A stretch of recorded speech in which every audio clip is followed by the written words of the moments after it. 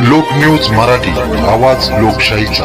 विटा शहरात आरोग्य सेवेचा विश्वासार्ह आधार आदिती मल्टी स्पेशालिटी हॉस्पिटल संचलित बंडगर हॉस्पिटल विटा, महात्मा फुले जन आरोग्य योजना, आयुष्यमान भारत व बांधकाम कामगार योजनेअंतर्गत शस्त्रक्रिया आणि उपचार पूर्णपणे मोफत, हाडांवरील सर्व प्रकारचे ऑपरेशन्स, वेदना निवारणासाठी ब्लॉक इंजेक्शन, डायलिसिस, मूतखड्यावरील सर्व प्रकारचे ऑपरेशन व उपचार, जनरल सर्जरी, अपेंडिक्स, हर्निया, मूळव्याधवरील ऑपरेशन व उपचार पूर्णपणे मोफत। सावरकर नगर, खानापूर रोड, विटा। संपर्क आपल्या स्क्रीनवर।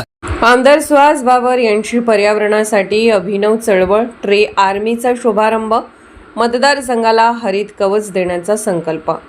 राजकारणाच्या पलीकडे जाऊन पर्यावरण संवर्धनासाठी विधायक पाऊल उचलत आमदार सुहास बाबर यांनी सुरू केलेल्या ट्री आर्मी या अभिनव मोहिमेचा शुभारंभ आज विटा शहरात उत्साहात पार पडला। विधानसभा निवडणुकीत जनतेने दिलेल्या 78,000 मताधिक्या एवढी झाडे लावण्याचा ऐतिहासिक संकल्प त्यांनी केला आहे।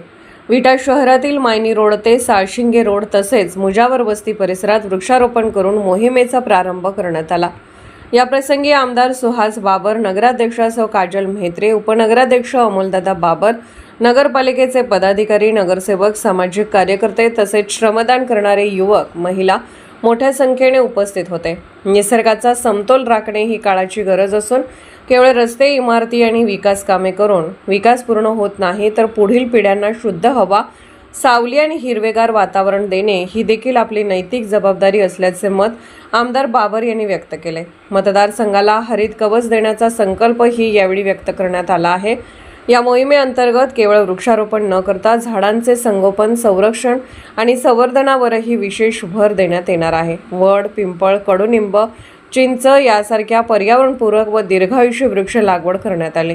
एक झाड म्हणजे एक जीवन हा संदेश देऊन सुरू झालेली ही मोहीम अल्पावधीतच लोकचळवळ बनत असून नागरिक आणि विविध सामाजिक संस्थांचा मोठा सहभाग मिळत आहे।